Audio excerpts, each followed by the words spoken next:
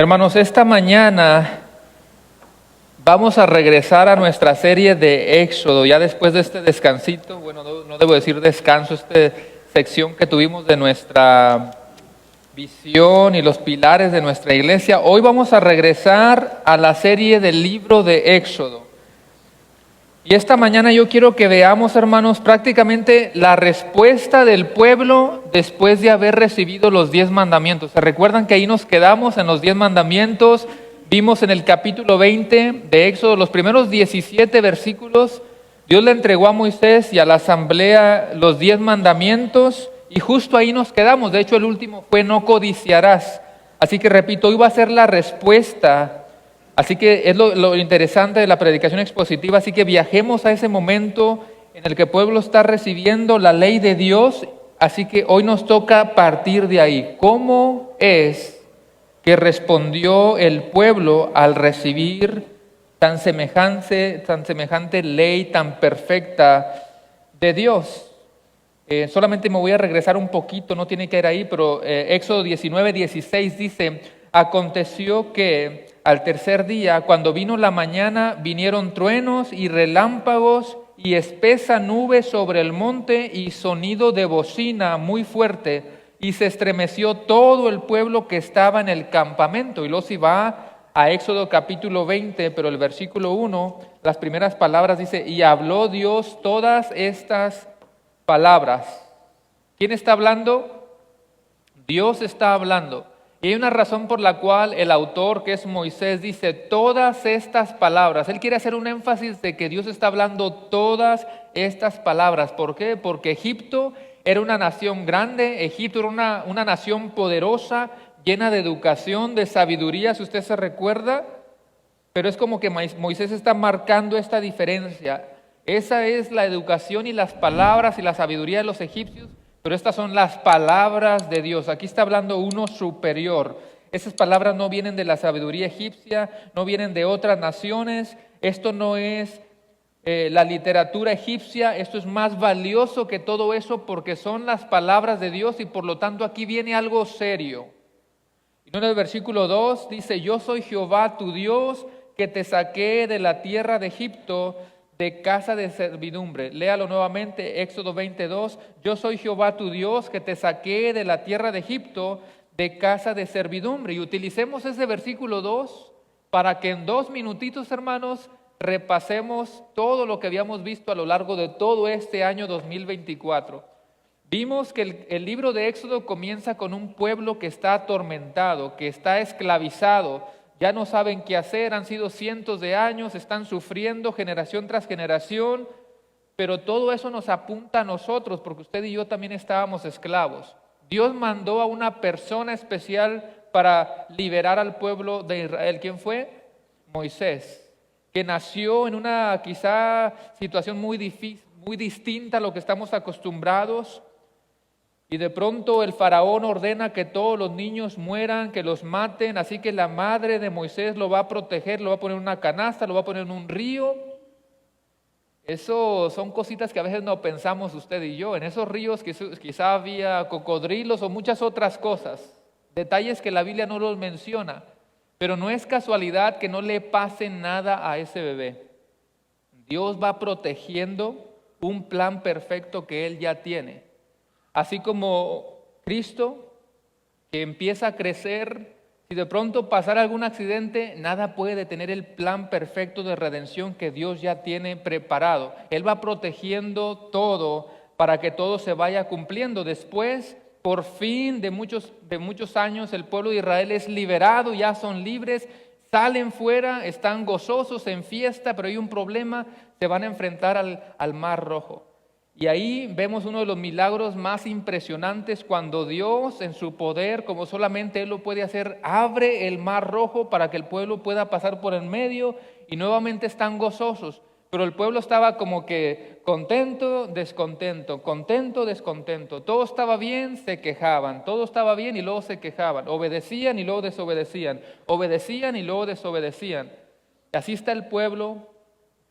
Y pasaba el tiempo, Dios les proveyó el maná, Dios les proveyó carne, y de pronto se cansaron y otra vez estaban quejándose. Así que es como si Dios dijera ahora, ustedes ya me conocieron como el Dios Elohim, ustedes ya me conocieron como el Dios Yahvé, ahora yo necesito que ustedes vean y entiendan mi santidad. Antes de que Dios les dé la ley, es como si Dios estuviera diciendo, ustedes no me están tomando tan en serio que yo les voy a dar una ley para que ustedes se den cuenta qué tan serio es esto. ¿Sí me va siguiendo, hermanos? La ley de Dios, los 10 mandamientos están revelando quién es Dios. Los 10 mandamientos están revelando el carácter de Dios, porque si Él está exigiendo eso es porque Él puede hacer esto. Y si Dios puede cumplir todo esto, Él es tan perfecto.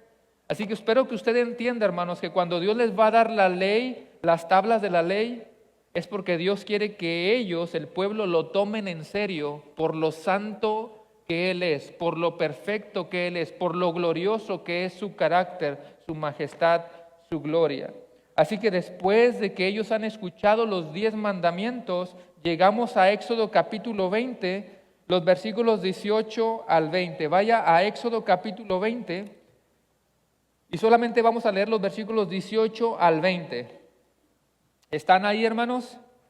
Bueno, yo voy a dar lectura y dice, todo el pueblo observaba el estruendo y los relámpagos y el sonido de la bocina. Yo quiero que usted se imagine eso, hermanos, no crea que es como cualquier cosita. Lo que nunca hemos imaginado. Estruendo, relámpagos, el sonido de la bocina, el monte humeaba y viéndolo el pueblo temblaron y se pusieron de lejos. Y dijeron a Moisés, habla tú con nosotros y nosotros oiremos, pero no hable Dios con nosotros para que no muramos. Y Moisés respondió al pueblo, no temáis, porque para probaros vino Dios y para que su temor esté delante de vosotros, para que no pequéis. Voy a hacer una breve oración. Cierre sus ojos. Señor, te damos gracias nuevamente por tu palabra que hemos leído. Gracias porque tenemos el privilegio de abrirla y te pedimos para que tú seas con este tiempo en el cual vamos a exponer tu palabra. Permítenos hacerlo lo más fiel posible, Señor, que solamente seamos instrumentos, que toda la congregación y junto yo también podamos aprender algo, que podamos reflexionar en algo, que podamos hacer énfasis en ese mediador que es Cristo. Y que sin Cristo como intermedio, como mediador, ¿qué sería de nosotros? Y que esto nos lleve a adorarle de una mejor manera. Abre nuestro entendimiento y que tu Espíritu nos ilumine para poder entender esta palabra y te lo pedimos todo en el poderoso nombre de Cristo Jesús. Y la iglesia dice, amén, amén.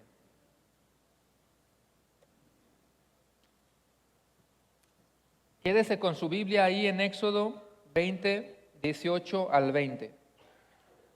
En el 2008, bueno, en el 2006, yo me mudé de Arkansas a Houston por primera vez. En el 2006, yo fui con el objetivo de ir a una institución de música para aprender a leer música, para aprender a escribir música, así que yo me mudé con ese objetivo, hermanos. Y cuando alguien se mueve de estudiante, los que son jóvenes lo van a saber o lo van a experimentar, de que acostumbras a vivir con otros roommates o con otros jóvenes que vamos a compartir el mismo apartamento. Así que yo voy en el 2006 para Houston porque voy a estudiar música y nos juntamos como otros 6, 8 muchachos que vamos a estudiar música. Y en Arkansas, hermanos, yo estaba acostumbrado a los tornados porque Arkansas está pegado a Oklahoma. Si usted sabe, Oklahoma es como el núcleo de todos los de todos los tornados. Y como Arkansas está muy pegado, nosotros en Arkansas ya estamos acostumbrados a los tornados. Y no es que no pueda haber tornados aquí o en otras partes, pero Arkansas ya es conocido por eso. La mayoría de las casas tienen abajo el sótano, las iglesias, cuando suena la alarma vamos a las iglesias y nos vamos por debajo. Me tocó ver cómo se pone el día, ya sea gris o incluso negro, cómo se comienzan a formar. Pero yo venía acostumbrado con eso, pero en Arkansas no hay huracanes. Pero en Houston hay muchos huracanes, porque usted sabe dónde está Houston, está muy cerca del Golfo de México, han sufrido de los peores huracanes. De hecho, el huracán Harvey creo que fue el último, fue uno de los más desastrosos. Yo no sé si ustedes han visto eso, hermano, o pensará que estamos exagerando, pero los puentes por donde pasan los carros, hasta allá llega el agua, lo más terrible que se puede imaginar. Pero en el 2008, ya tenía 2 años yo estudiando, llegó otro huracán que también ha sido, creo que calificado como el segundo de los más desastrosos. Era el huracán Iker, no sé si a alguien le suena ese nombre. Así que empiezan a anunciar que ahí viene un huracán, que tienen que evacuar. Yo no sé cuántos van a reconocer que cuando estamos jóvenes tomamos muchas decisiones torpes, tontas. Así que mi manera de pensar es, en ese tiempo, ¿verdad? Decía, no, desastroso, peligroso, un tornado, pero un huracán, ¿qué puede hacer la agüita? Hasta el día de hoy no sé por qué llegué a esa conclusión. Poco a poco se comienzan a ir algunos, ya nada más quedábamos 4, 3, 2, hasta que yo quedé solo. Empieza poco a poco a cambiar el día, a ponerse oscuro, gris, empiezan las aguas, porque literalmente estaba pasando por encima de nosotros el huracán Iker. Los truenos y los relámpagos eran extremadamente fuertes. Yo no sé cuántos de los que están aquí alguna vez has escuchado un trueno que hasta sientes que fue con el vecino y te asoma porque las ventanas como que temblaron. Cada vez se pone peor la situación, porque en lo que va pasando el tiempo, las horas, veo que el agua se comienza a complicar, ya nada más manejan los que tienen trocotas y son expertos en eso. Empiezo a ver que las ramas están cayendo, con el tiempo la luz se fue y si la luz se va, poco a poco se va a empezar a echar a perder lo que está en el refrigerador, no puede ser una gasolinera, todo se comienza a empeorar, pasa el tiempo y ahora ya no tengo carga en mi teléfono, no tengo carga en las computadoras, todo se va empeorando. Así que andaba muy valiente, pero cuando estaba pasando por nosotros ese huracán Iker que destrozó, no sé si fueron más de 100 muertos y billones de desastres en daños, hermanos, llegó un momento en el que yo me dije estas palabras a mí mismo y nunca se me van a olvidar. Yo creo que pueden pasar muchos años y nunca se me van a olvidar. ¿Cómo se me van a olvidar si estaba ya bien miedoso ahí en medio del huracán solo? Así que no es lo mismo cuando estás con otras personas, pero estar solito con tu torpeza y tus decisiones tontas de ser jovencito, las ventanas estremeciéndose, ya sin carga, ya le comienzas a pensar. Y me recuerdo que yo me dije a mí mismo, lo único bueno que puede pasar ahorita es que alguien se diera cuenta que un loco se quedó aquí, al menos que haya otro por allá en algunos otros apartamentos. Pero esa frasecita nunca se me va a olvidar. ¿Cómo se me va a olvidar si ya estaba lleno de miedo y además por la forma en la que Dios respondió? Repito, yo me dije a mí mismo, lo único bueno que puede pasar ahora es que alguien se dé cuenta de que yo estoy aquí solo. Hermanos, no pasaron ni 5 minutos, no le miento, cuando alguien tocó la puerta. Abro y era el papá de uno de los otros muchachos. Yo no sé si no se habían comunicado, quizá tampoco ya no tenía carga, no me recuerdo. El punto es que él lo venía a buscar a su hijo. Obviamente me dijo, ¿qué estás haciendo aquí? Me llevó en su trocota y ya me di cuenta cómo estaba el agua, los troncos de árboles, y manejamos hasta una sección donde ya no estaba tan afectada. Así que todos en algún momento nos hemos llegado a topar con un miedo, con unos relámpagos y truenos que están golpeando nuestra vida. Y hoy vamos a ver algo bien interesante, hermanos. Todos sabemos la distinción entre el miedo y el temor a Dios.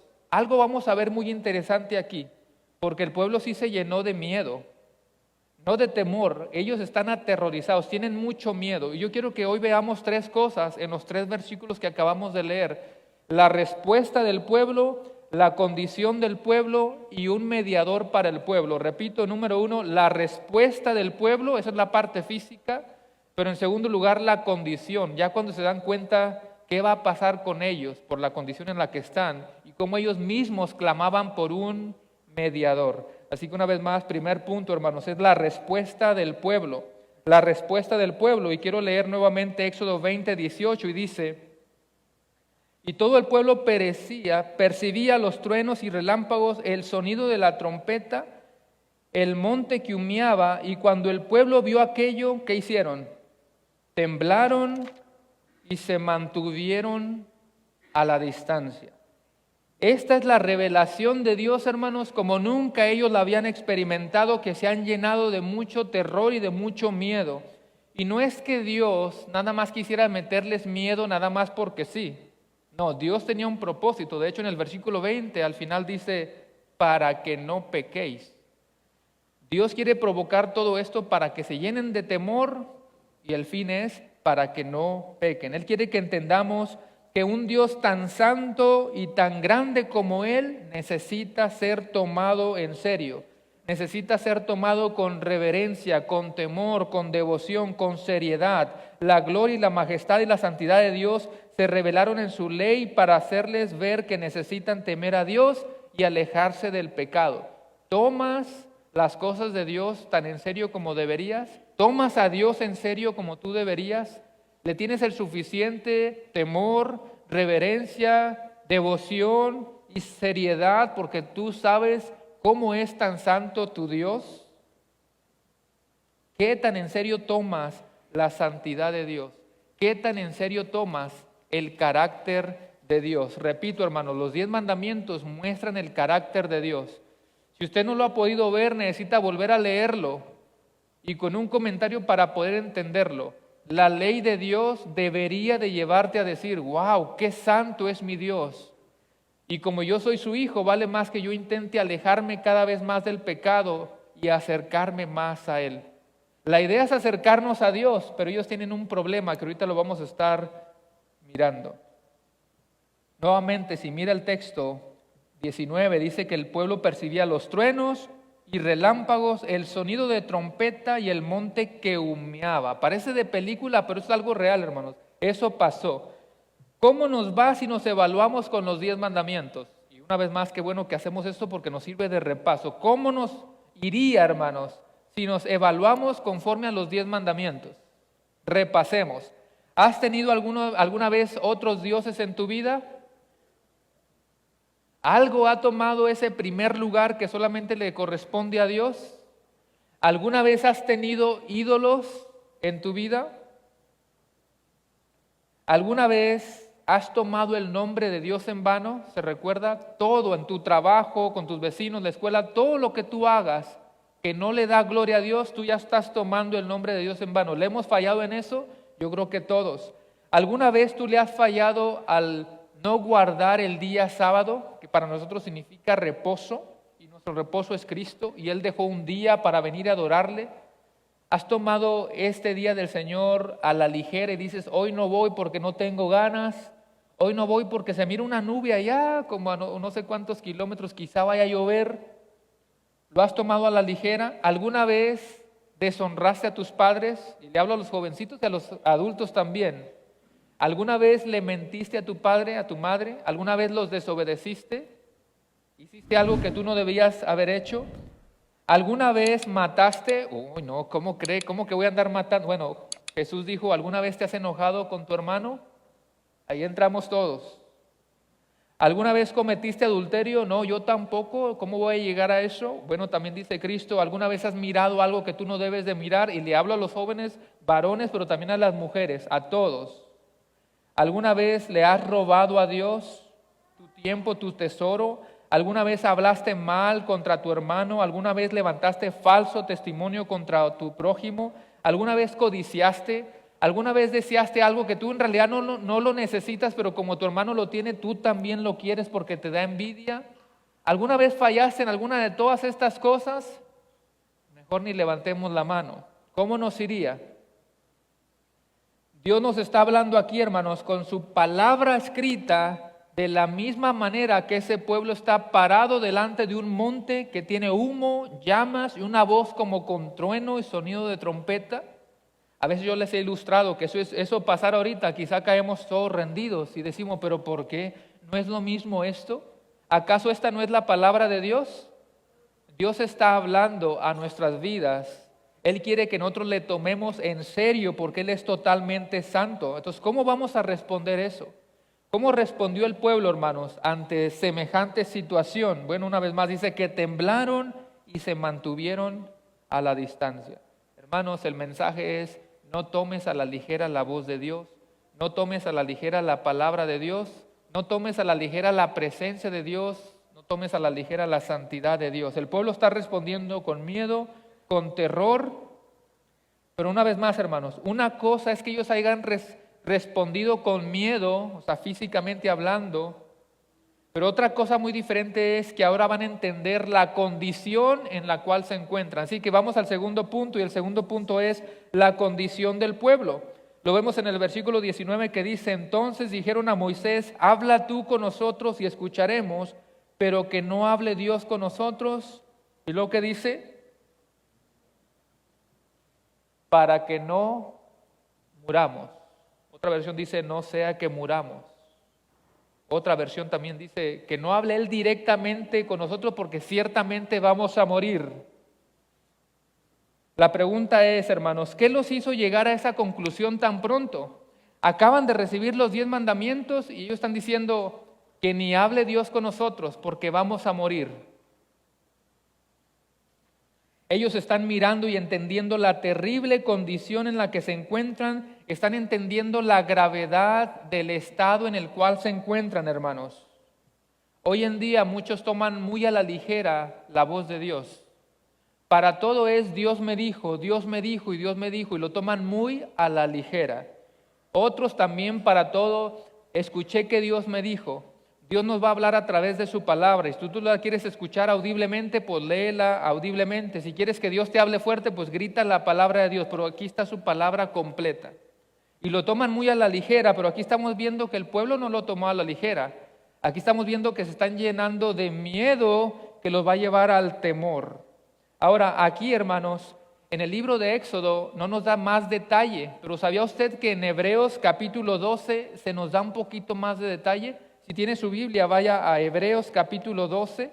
Yo sé que va a ser, bueno, no recuerdo si esto está en la pantalla, quizá no, pero igual es bueno que tenga ahí su Biblia para que vaya a Hebreos capítulo 12 y leamos los versículos del 18 al 21. Hebreos 12, 18 al 21. ¿Lo tienen, hermanos?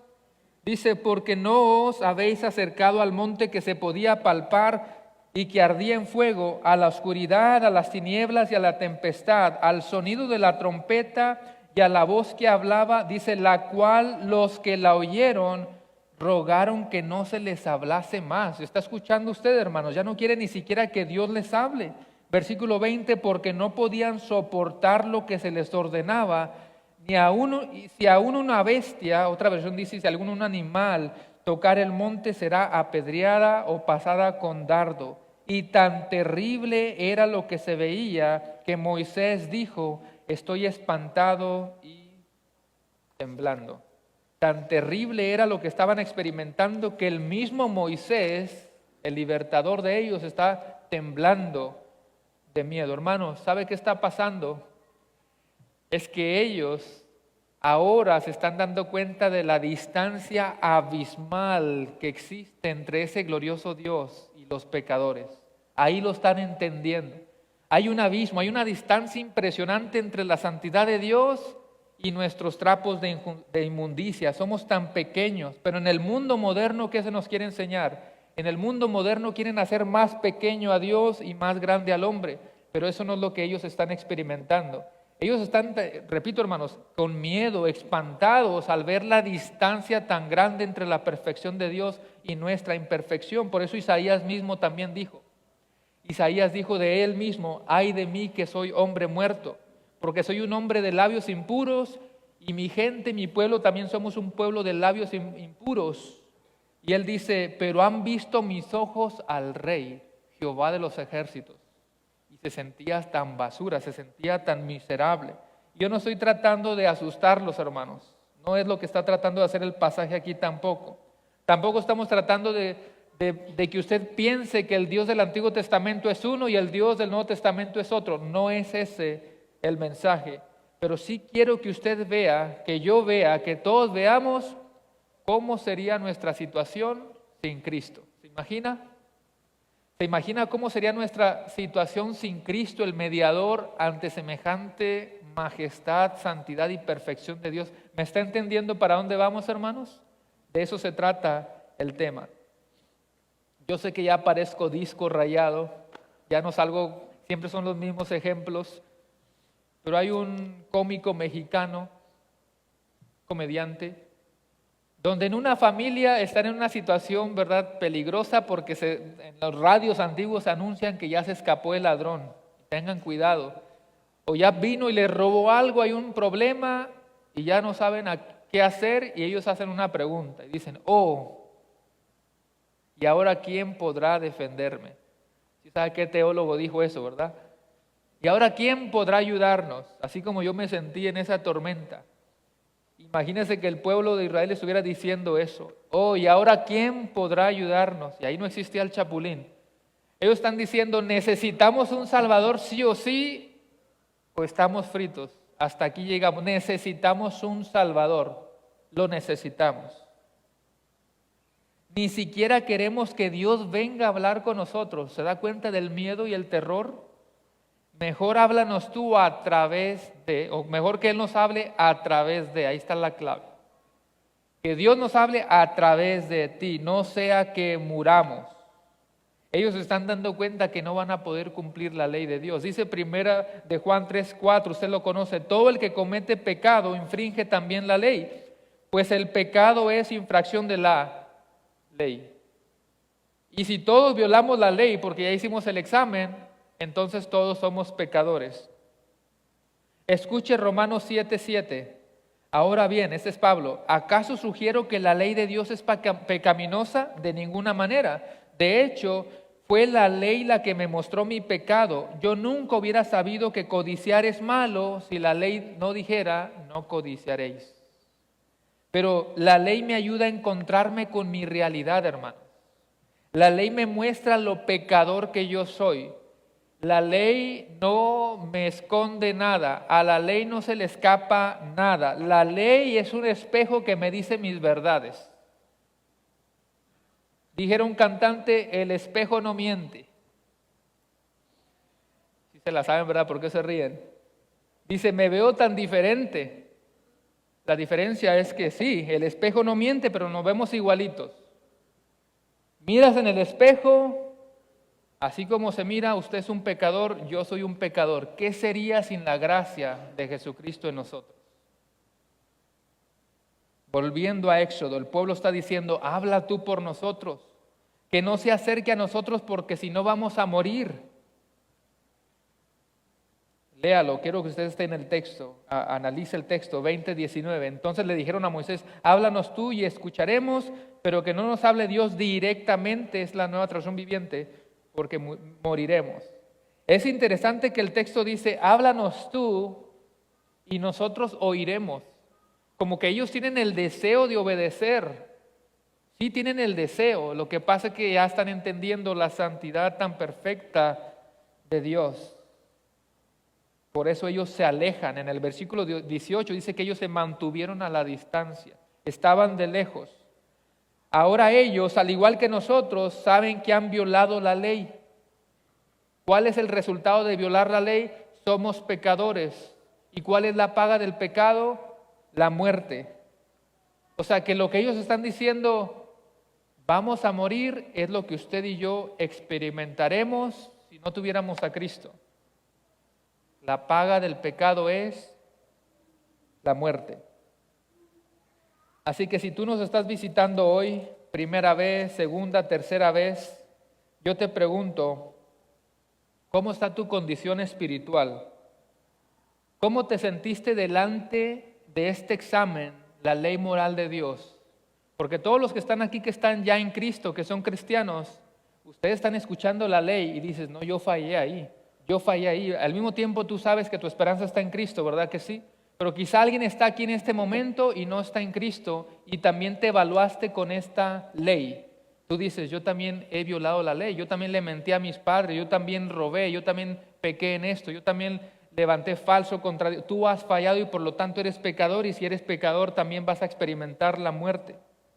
¿Tendremos algún remedio? ¿Habrá alguna salida? ¿Alguna forma de escape? ¿Habrá algún camino por el cual podamos escapar de esto?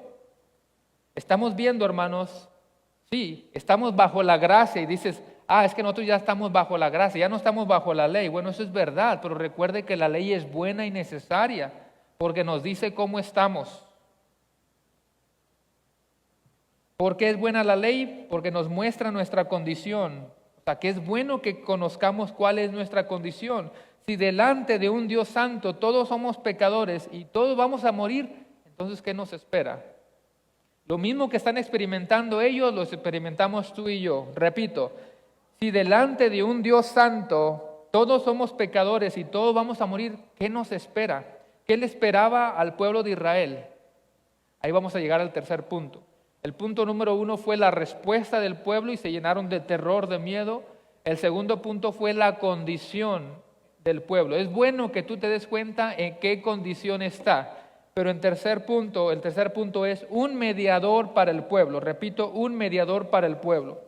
Dice Éxodo 20, voy a volver a repetir el 19, dice, y dijeron a Moisés, habla tú con nosotros y nosotros oiremos, pero no hable Dios con nosotros para que no muramos. Y el 20 dice, y Moisés respondió al pueblo, no temáis, porque para probaros vino Dios y para que su temor esté delante de vosotros, para que no pequéis. ¿Sabe qué es lo que el pueblo está pidiendo, hermanos? Que Moisés actúe como ese intermedio, como un puente. Y eso lo vimos desde el principio, hermanos. ¿A qué vino Moisés? A ser ese intermedio, ese libertador. Acuérdense que el pueblo estaba bajo esclavitud, ¿se recuerda? Entonces viene Moisés, nace, empieza a crecer, está siendo preparado por Dios. Acuérdense que él mató a un egipcio. Son señales de que él vino a defender, él vino a libertar. Así que el pueblo ahora está entendiendo eso. Moisés va a ser un intermedio, Moisés es el libertador, es un puente, Moisés es un tipo de Cristo. Allá en la China existe el puente más grande de todo el mundo. No creo que lo vaya a pronunciar bien, pero es algo así como Danyang Kushan, que mide 165 kilómetros, construido en 4 años. Tiene un ancho de 79 metros y una altura de 30 metros. Costó más de 8 millones su construcción. Es el puente más grande de todo el mundo. Pero hermanos, hay un puente gratuito. ¿Quién es ese puente? Hay un puente que te va a pasar de la perdición a la salvación.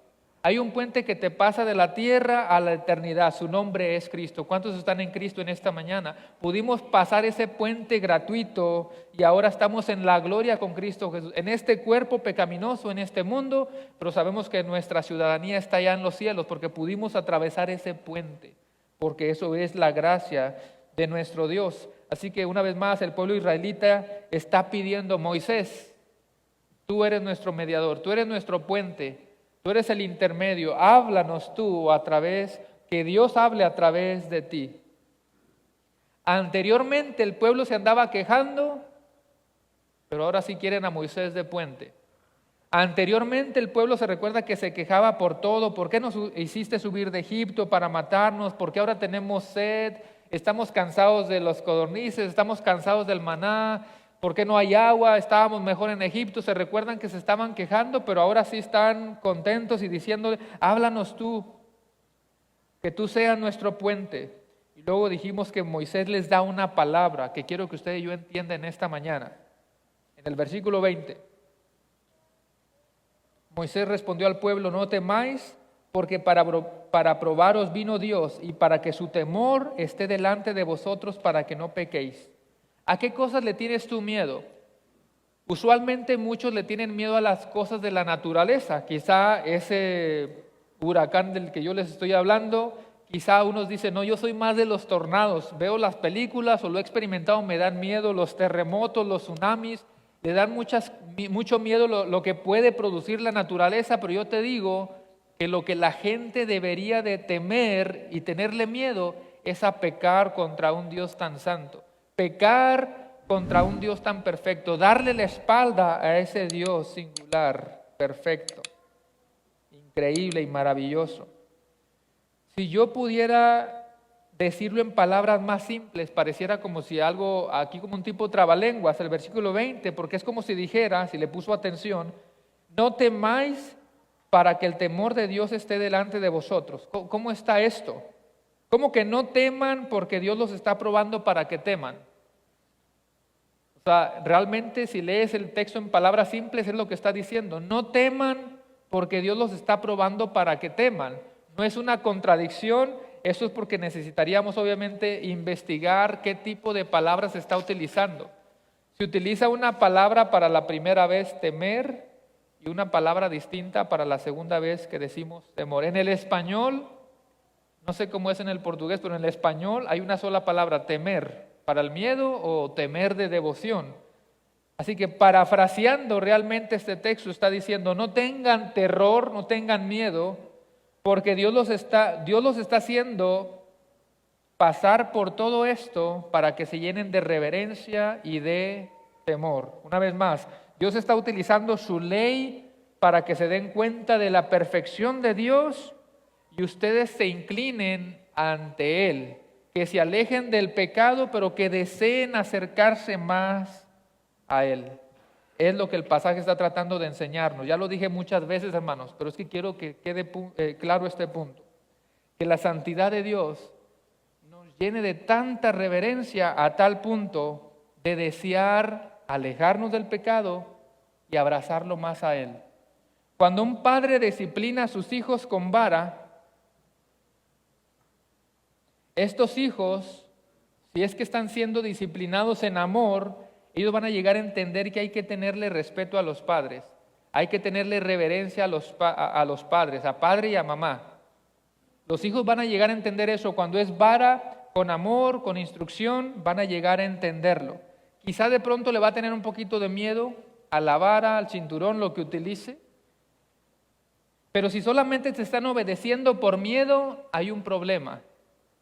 Lo ideal sería que aunque le puedan tener algo de miedo a una vara, porque lo asocian con la disciplina y amor, ellos deben de llegar a tener el respeto de tal manera que cuando se les da una orden, ellos puedan obedecer, porque lo han entendido. Lo mismo espiritualmente.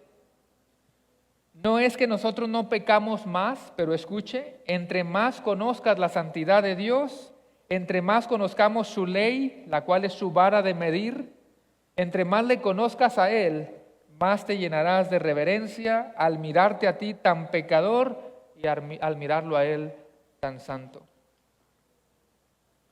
El pasaje bíblico nos está enseñando que en lugar de pecar hay que abrazarlo con todas nuestras fuerzas. Yo no sé si tú te estás dando cuenta, hermano, pero en realidad Dios no es un Dios malo. ¿Lo puedes ver en el pasaje? Dios no es un Dios malo. Si Dios hubiera querido, ¿cuándo nos hubiera destruido? Desde que Adán y Eva pecaron. Así que Dios no es un Dios malo.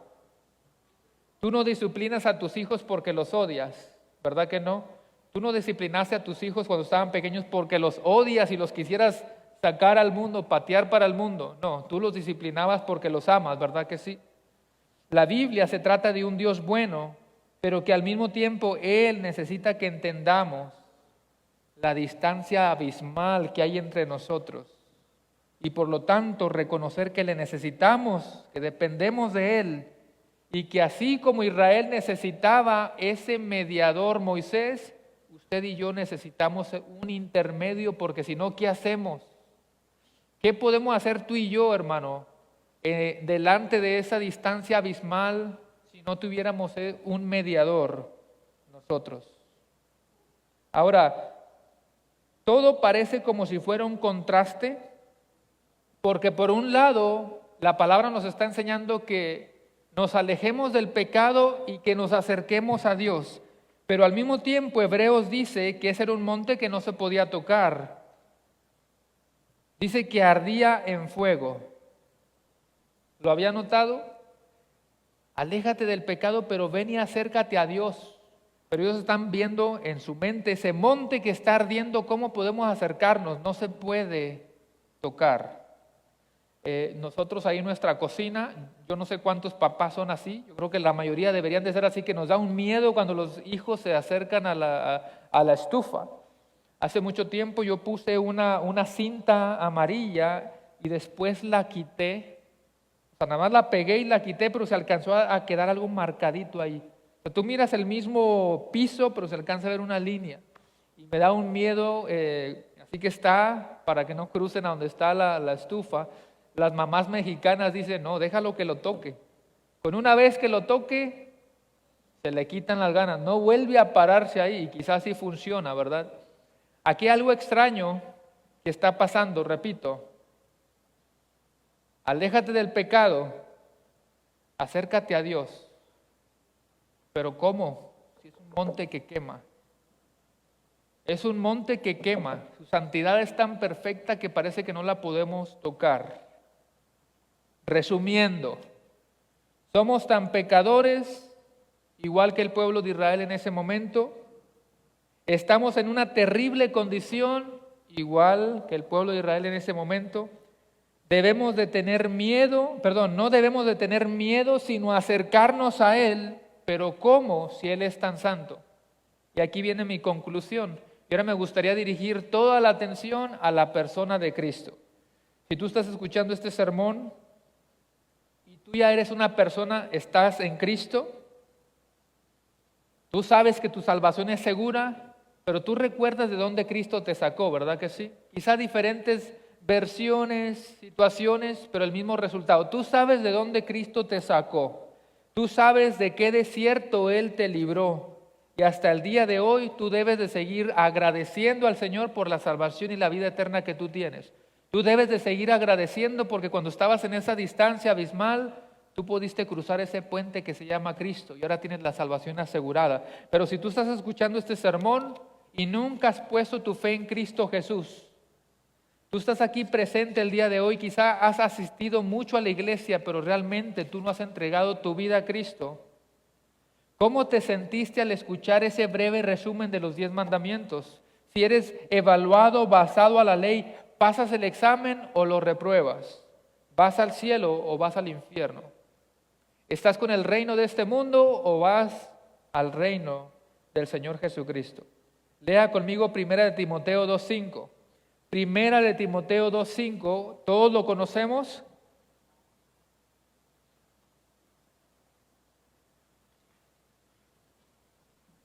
Le voy a pedir que miren la pantalla, ahora sí para leerlo todos juntos. ¿Están listos? Dice, porque hay un solo Dios, no los escucho más fuerte, porque hay un solo Dios y un solo mediador entre Dios y los hombres, Jesucristo hombre, el cual se dio a sí mismo en rescate por todos, de lo cual se dio testimonio a su debido tiempo. ¿Y por qué agrega la palabra hombre? Bueno, es que Él debería de ser verdaderamente Dios y verdaderamente hombre. Por un lado, solamente Dios salva. Ahorita no tenemos el tiempo para ver la divinidad, deidad de Cristo, pero creemos que Cristo es Dios. Por lo tanto, Él tenía que ser Dios, tiene que ser Dios, pero al mismo tiempo Él tenía que ser hombre, porque ¿a quiénes vino a salvar? Él vino a salvar a los pecadores seres humanos, se hizo como uno de nosotros. Segunda de Corintios dice que se hizo como uno de nosotros, pero sin pecado. Necesita ser Dios porque solamente Dios salva y al mismo tiempo necesita ser hombre porque solo siendo hombre puede compadecerse de los hombres. ¿Y por qué no puede haber otro mediador? ¿Por qué no puede haber otro mediador más que Cristo? Nadie en toda la historia de la humanidad, nadie más es verdaderamente hombre y verdaderamente Dios, nadie más. Solo uno, ¿puedes decir conmigo solo uno? Uno estuvo dispuesto a descender del trono, solo uno. Uno estuvo dispuesto a humillarse, a hacerse como uno de nosotros, solo uno. Solo uno fue a la cruz del Calvario, solo uno estuvo dispuesto a ser clavado en la cruz del Calvario. Solamente uno se le puso una corona de espinas, solamente uno le traspasaron su cuerpo. Solamente uno, porque solo uno estuvo dispuesto a ser bofeteado, golpeado, escupido. Solo uno, porque solo uno estuvo dispuesto a ser insultado. Solo uno, porque solo uno dio la vida por los pecadores. Solo uno, solo Cristo. ¿Puede decir conmigo solo Cristo? Amén, solo Cristo. Voy a pedir a los de la alabanza si pueden pasar para que empecemos a reflexionar en esto. Si te preguntas en esta mañana, entonces, ¿qué voy a hacer? Si ese Dios del cual están predicando es tan santo, ¿qué voy a hacer ahora? ¿Cuál es el siguiente paso? Si ya te diste cuenta que tú eres un pecador y que no puedes salvarte a ti mismo, así como yo me encontré en ese cuarto de ese apartamento, ya totalmente solo, atravesando el huracán, sin carga, y me pregunto ahora qué voy a hacer, necesitas poner tu fe no en ti mismo, sino en el único mediador entre Dios y los hombres, se llama Jesucristo.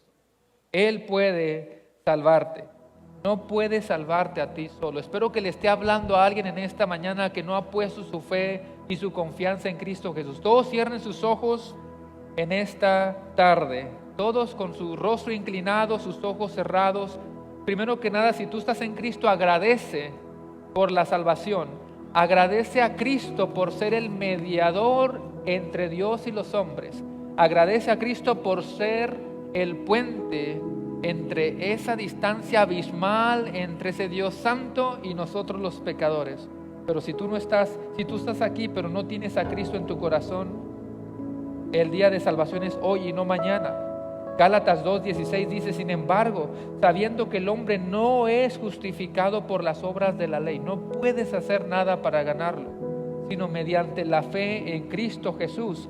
También nosotros hemos creído en Cristo Jesús para que seamos justificados por la fe en Cristo y no por las obras de la ley, puesto que por las obras de la ley nadie será justificado.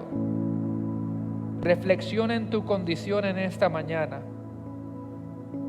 La misma que el pueblo de Israel que estuvimos estudiando hoy. Vas a morir. Al menos que te aferres al mediador entre Dios y los hombres.